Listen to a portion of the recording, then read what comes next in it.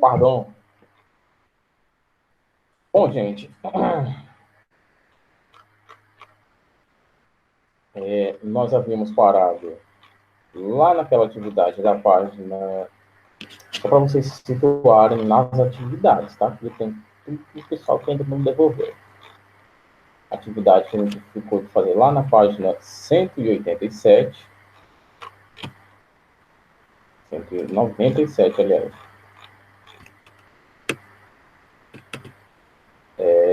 Sobre essa atividade, apenas uma pessoa entregou.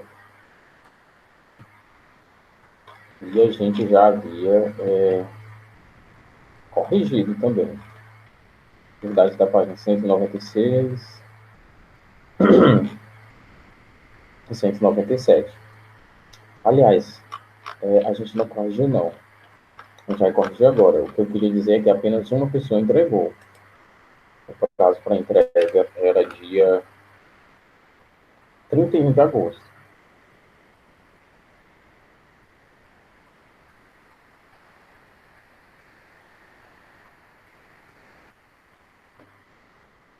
Todo mundo escutou, né?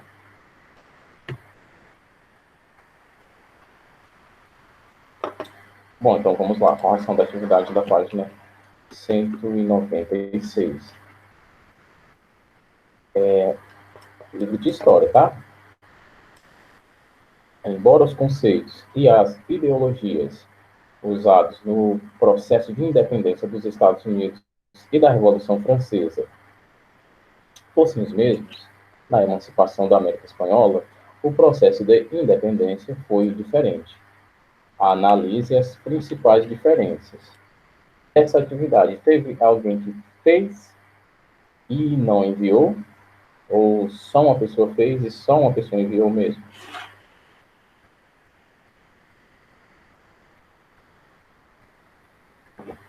Vamos lá, então. Guilherme, Lívia, Yasmin, Letícia, Rian, Maria Isabelle e Milena. Pode falar, Isabelle.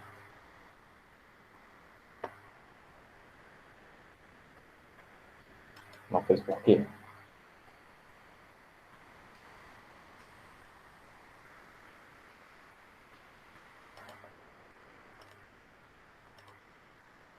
Gente, mas assim, também, olha só, atividade do dia 24, 5 pessoas mandaram. Atividade do dia 21, 5 pessoas mandaram. Atividade do dia 14, 3 pessoas mandaram.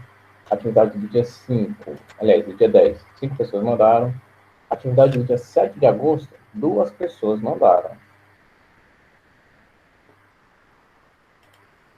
Está acontecendo nessa turma esse fenômeno de um número baixíssimo de pessoas a enviarem as atividades, como eu já falei para vocês. Caso vocês necessitem de uma pontuação, vai ficar difícil ou impossível mesmo de tirar essa pontuação, porque as notas é o que vão valorar a pontuação de vocês. Aliás, as notas, desculpa, as atividades é o que vão valorar a nota de vocês. Caso vocês precisem apenas. Então, prestem bastante atenção nas atividades, como eu já falei para vocês. Enviem antes das provas. Enviem antes das provas para que vocês tenham essa pontuação garantida.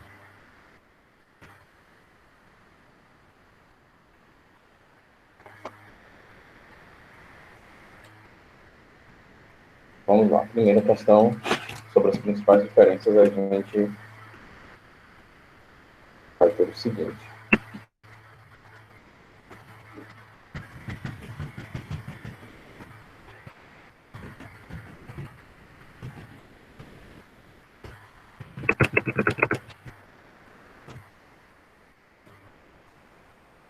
É a primeira questão, tá?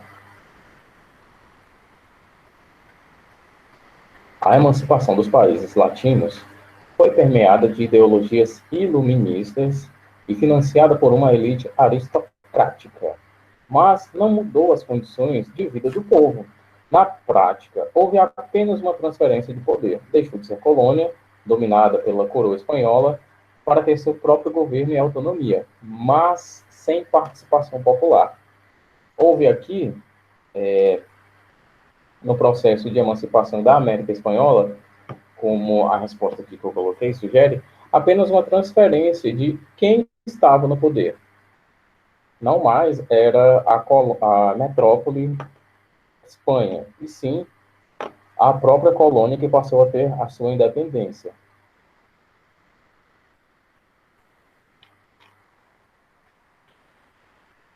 Segunda questão.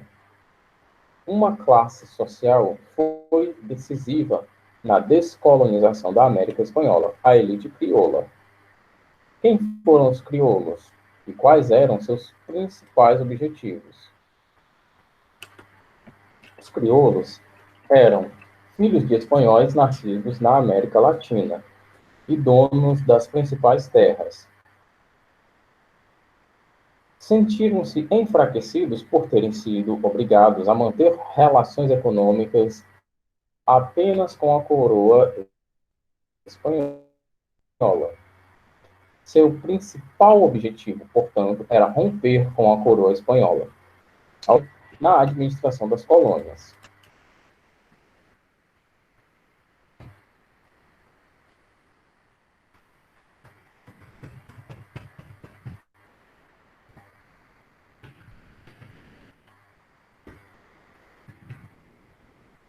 Ó, melhor dois aqui. Falta dar dois aqui, tá?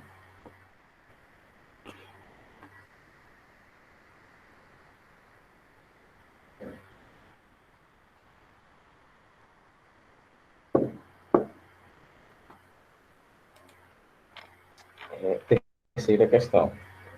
Com o lema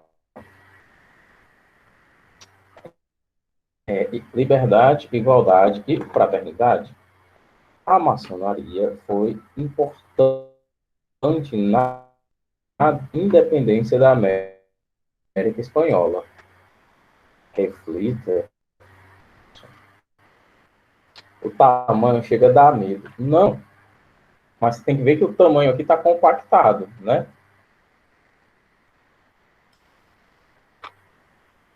Dá para colocar em realmente um pouco grande, umas 6 linhas, talvez. Mas eu coloco no caderno que é mais vantajoso.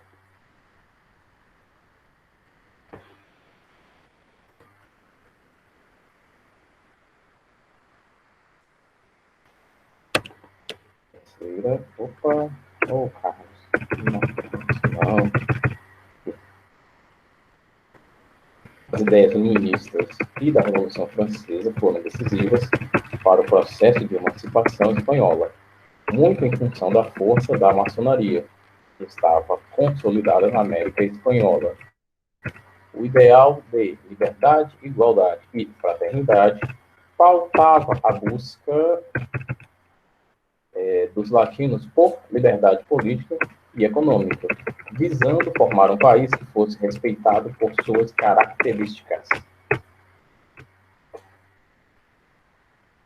Muita coisa, né?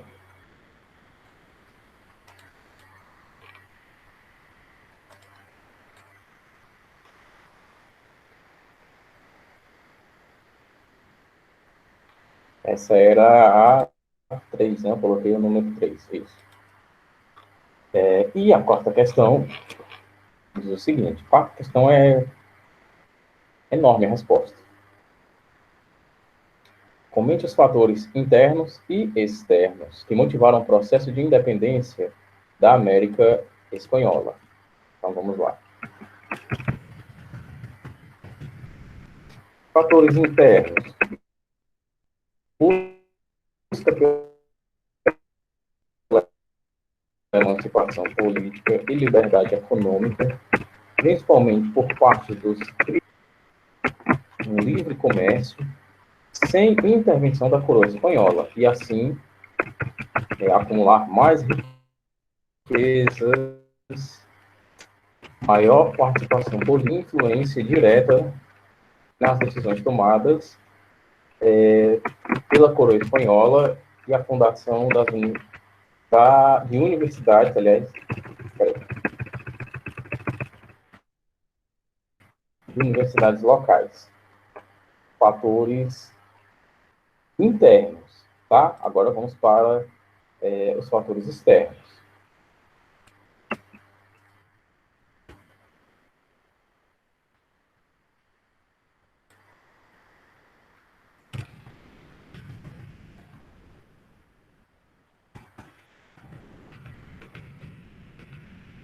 É,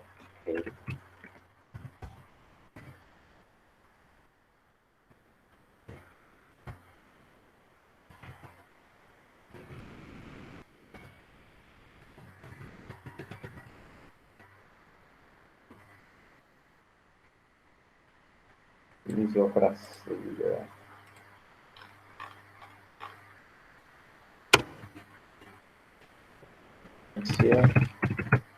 Pode digitar aqui a resposta, pessoal.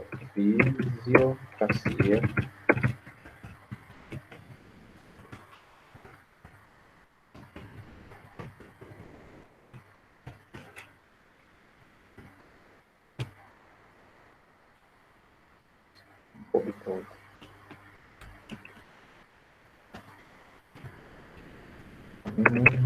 Influenciando.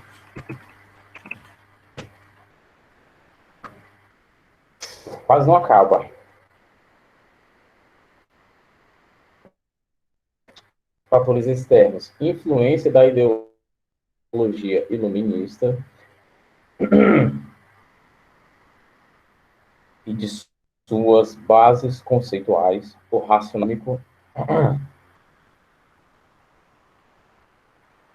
e a liberdade individual, além da defesa da propriedade privada, instabilidade política na Europa, devido às ações de Napoleão Bonaparte na independência na América Latina, por parte de muitas nações da Europa, interessadas em manter relações econômicas com países que seguissem as ideias liberais de livre comércio. Outro fator externo, a independência dos Estados Unidos e a Revolução Francesa, influenciando a busca pela emancipação.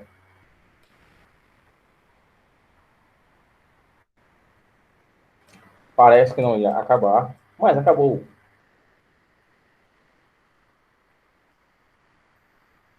E ainda tem muita coisa pela frente, né, gente? A gente ainda estamos antes de encerrar o segundo terço do nosso livro. É um livro bem volumoso.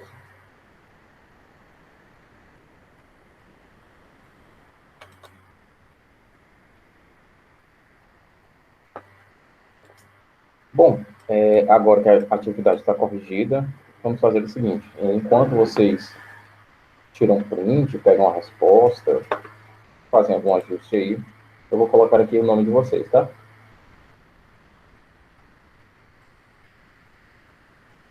Céu 4.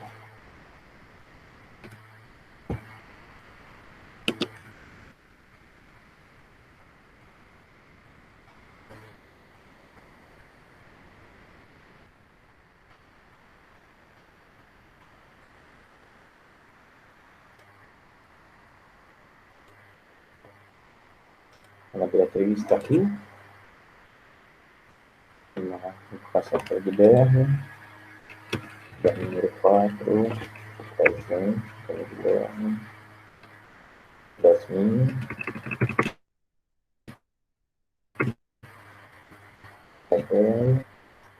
Letícia.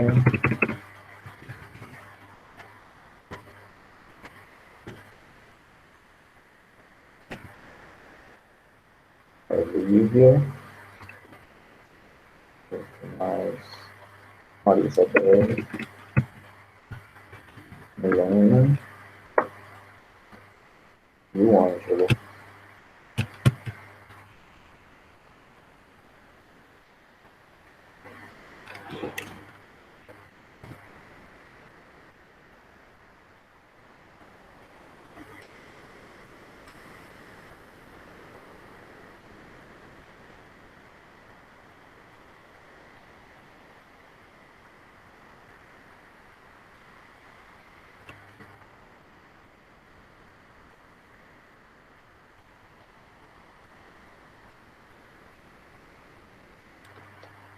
Começa bem. Bom, atividade corrigida, como eu acabei de dizer, agora página 198. As revoltas do século XVIII na América Espanhola. No século XVIII, ocorreram a Revolução Francesa e a independência dos Estados Unidos, sob as influências das ideias iluministas de liberdade individual, liberalismo econômico e combate aos regimes monárquicos. Isso foi decisivo para que alguns movimentos que, entretanto, ainda não tinham características de emancipação política e ruptura acontecessem na América. Na verdade, essas revoltas visavam modificar algumas situações consideradas ruins na sociedade, como o pagamento de pesados impostos e os totais privilégios dos representantes da coroa espanhola e seus vice-reinados na América. Gente, sempre falo isso. Vocês talvez estejam cansados de ouvir minha voz falando isso aqui. Mas é o seguinte, como sempre digo, absolutamente toda insatisfação popular vai trazer alguma revolta, vai trazer um levante do povo contra quem está no poder. Aqui não foi diferente. E olha só, geralmente tem o mesmo caminho de motivação, que é a motivação econômica. Você nota que, pagando pesados impostos, a população se revoltou. Foi o que aconteceu aqui no Brasil também, com a Inconfidência Mineira. Pagando pesados impostos, a população se revoltou. Foi o que aconteceu entre os próprios portugueses que viviam aqui no Brasil e em Portugal. Foi mais ou menos assim que nós ficamos independentes. Foi o que aconteceu em relação aos Estados Unidos, que era a colônia, e a Inglaterra, que era a sua metrópole. A taxação, os altos impostos pagos pelos americanos, ou melhor, pelos estadunidenses, fez com que essa população se revoltasse, se rebelasse contra a sua metrópole, no caso, a Grã-Bretanha, a Inglaterra, e declarasse a sua independência, porque não aguentava mais tanto imposto cobrado. Aqui você nota a mesma coisa, certo? Esse abuso da metrópole em relação à colônia. A colônia tem que satisfazer as necessidades financeiras da metrópole. A colônia está inclusa ali na folha da receita, certo? Do caixa da metrópole. Continuando.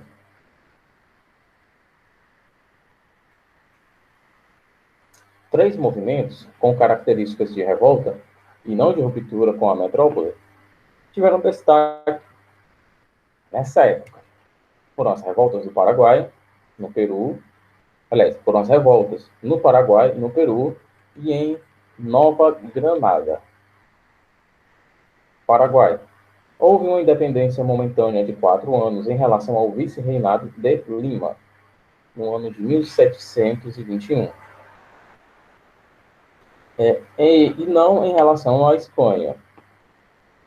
O objetivo era combater a proteção dada pelos jesuítas aos nativos, que contavam com o apoio do governador na causa indígena, aliás. Para a elite crioula, essa proteção atrapalhava o uso da mão de obra indígena nas plantações. O Paraguai montou uma junta governamental com características republicanas e iluministas e se libertou da dominação do vice-reino de Lima. Não durou muito e, em 1735, a Espanha interviu e devolveu o controle, aliás, ao vice-reinado.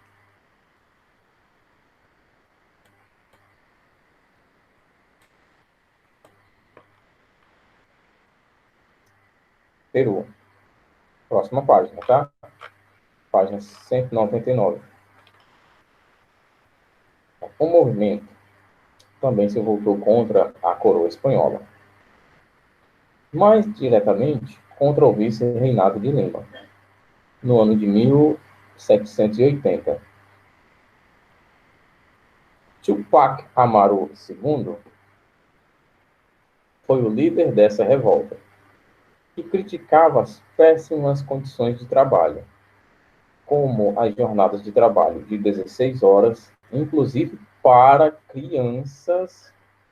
O tratamento dado aos indígenas foi bastante contestado. Trabalhavam compulsoriamente e só recebiam alimentação para sobrevivência. A revolta acabou derrotada por tropas espanholas. E a revolta, aliás, a Nova Granada. Em 1780, ocorreu uma revolta contra a forma de governar em Nova Granada. A coroa espanhola criou dois impostos pesados e cobrados à elite crioula. A alcabala era um imposto cobrado sobre as vendas dos produtos dos crioulos. O outro tributo era cobrado uma vez ao ano e teria de ser pago com parte da produção anual, cerca de 10%. A elite, claro, se revoltou, e mais de 30 mil pessoas exigiam o fim desses impostos. Derrotaram o vice-rei e montaram uma junta governativa com características republicanas. Também receberam apoio de outras nações, como a Inglaterra, que queria e defendia o livre comércio com Granada, com Nova Granada. Depois de algum tempo, o movimento foi derrotado e a Espanha recuperou o controle dessa região.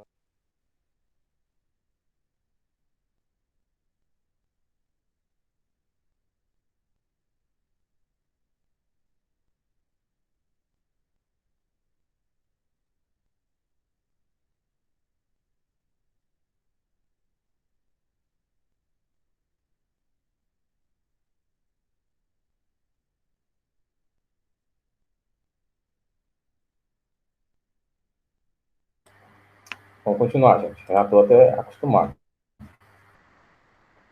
Ficava claro que esses movimentos do século XVIII mostravam o sentimento de oposição crítica que os crioulos tinham em relação à coroa espanhola.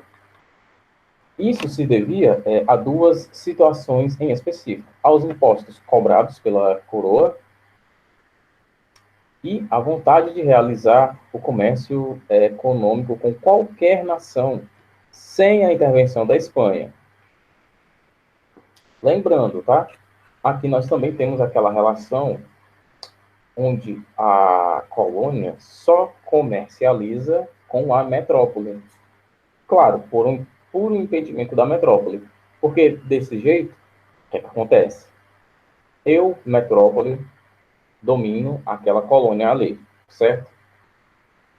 Eu posso vender meus produtos que ela precisa, como, por exemplo, arroz. Eu vendo arroz para aquela colônia, porque ela precisa, a um preço alto. E eu compro os produtos dela por um preço baratinho. Claro que eu estou resumindo aqui muita coisa mesmo.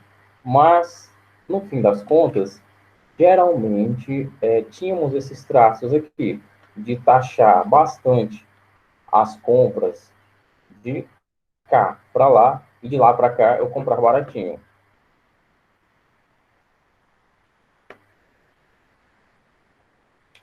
Portanto, as revoltas das colônias espanholas do século XVIII não tinham interesse de romper com a metrópole, mas sim de reformar a economia e a política, atendendo aos ideais iluministas característicos na Europa. Mas, sem dúvida, esses movimentos foram decisivos para que, no início do século XIX, a independência ocorresse na América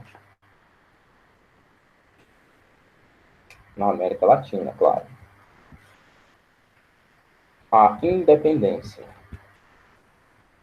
O processo de independência da América Espanhola estava em andamento. E todas as transformações que aconteciam na Europa influenciavam diretamente a elite crioula. Em busca da ruptura política, aliás, da elite crioula em busca da ruptura política. Sem dúvida, o fator determinante foi a Revolução Francesa. As ideias de liberdade de um governo republicano com poderes partilhados, geralmente divididos em poder executivo, legislativo e judiciário, tomavam conta das vontades latinas. As monarquias absolutas e o despotismo esclarecido estavam enfraquecidos, e o medo de que as ideias revolucionárias ganhassem força, aliás, de que ganhassem força na Europa e no mundo, levava seus governos a buscarem medidas que, obviamente,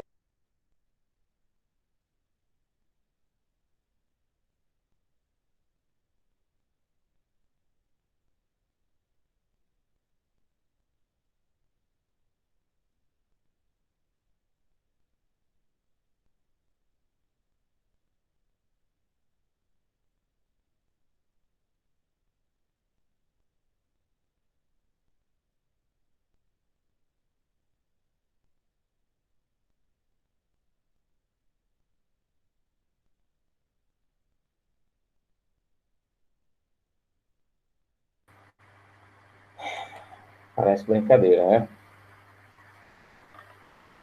Eu estava na última frase. As monarquias absolutas e o despotismo esclarecido vinham enfraquecendo. A ideia de um rei, de um monarca, governando com poderes absolutos, basicamente com poderes infinitos, ele podia fazer o que quer e quisesse.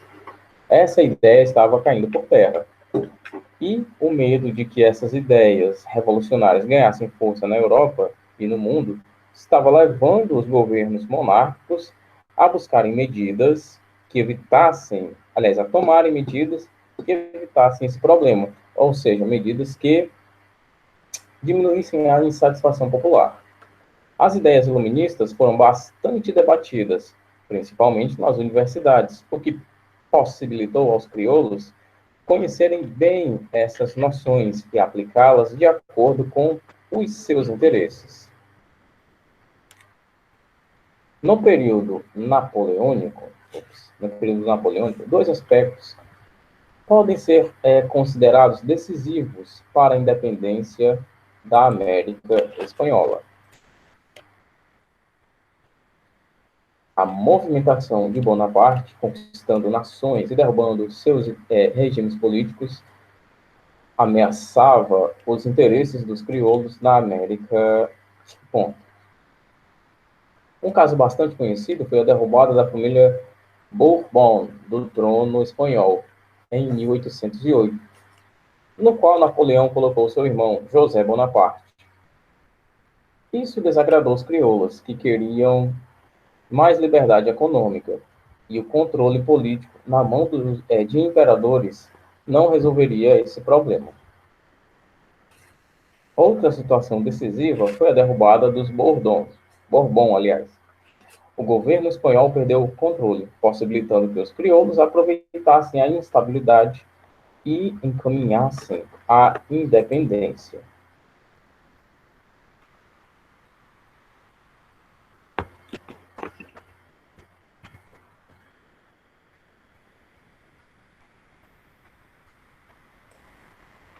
Continuando aqui abaixo da figura aqui da página 200.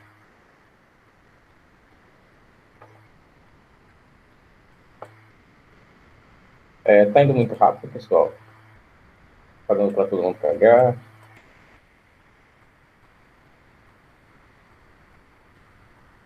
Tá ok ou tá muito rápido a explicação?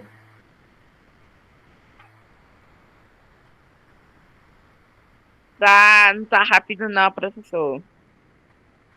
Que a gente começou na página 196, a gente já está na 200.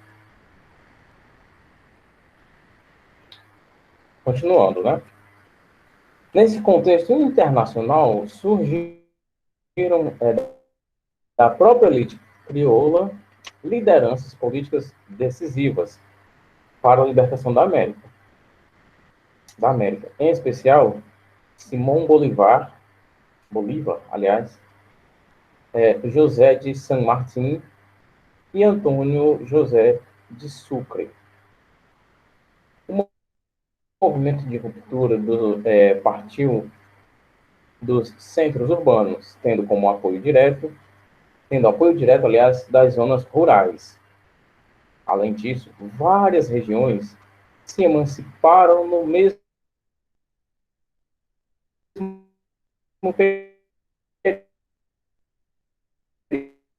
período, nas duas primeiras décadas do século XIX. Abaixo segue um resumo das principais independências da América.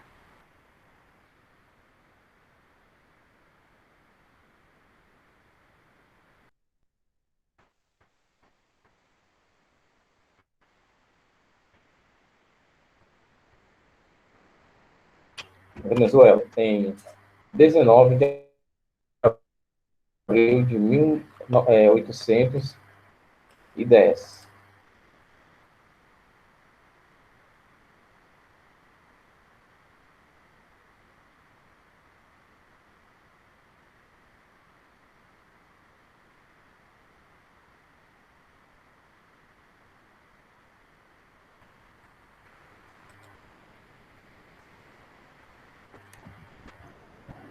Pessoal, não sei se vocês estão me vendo, meu vendo, mas ele travou aqui.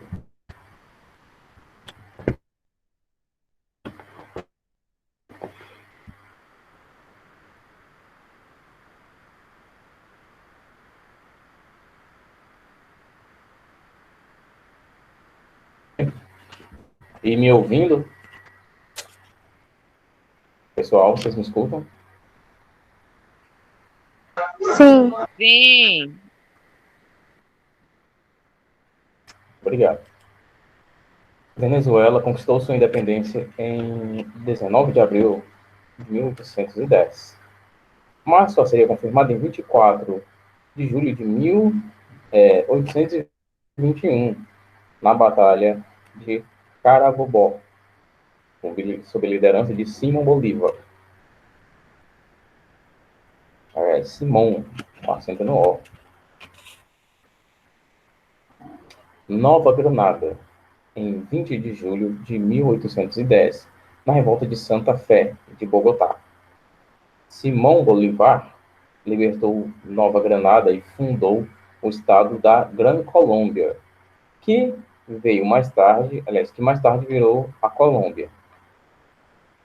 O México, a emancipação mexicana, teve seu primeiro movimento com a liderança dos padres Miguel Hidalgo e José Maria Morelos, logo derrotados pela coroa espanhola. Era um movimento indigenista e anti-espanhol. Em 1821, as tropas de Agustín de Iturbide e os guerrilheiros mexicanos derrubaram o vice-rei bom, e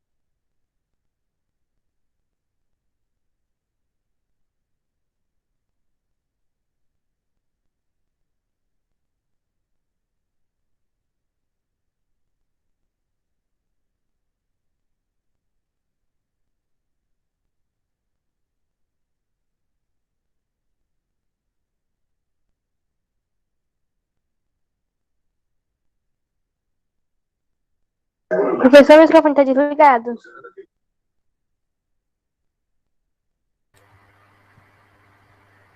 disfarça. Continuando. Iturbide defendia o chamado Plano Iguala, que agregava e atendia a política econômica satisfatória tanto para conservadores quanto liberais. No Tratado de Córdoba, que consistia no reconhecimento de independência do México pela coroa espanhola, Iturbide incluiu um artigo, já que tinha origem crioula, para se tornar imperador do México.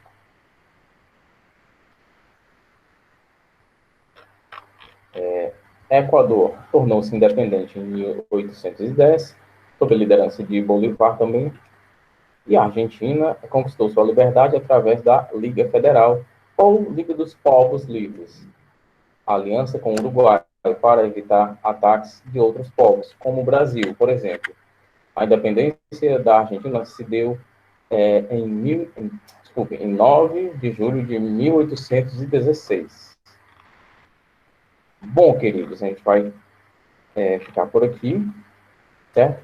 Na verdade, temos tempo ainda. A independência da América Espanhola trouxe para a discussão o fim das estruturas políticas e administrativas características da Europa. Tanto as monarquias absolutas quanto o sistema colonial foram derrubados. E a América partiu para o liberalismo econômico e para o regime político de república. Deu tudo certo. Bom. Bom, pessoal, segunda-feira é feriado, terça a gente não tem aula, a gente só vai se ver na quarta-feira. Vou ficando por aqui, tá bem? Um bom final de semana a todos vocês e até a próxima.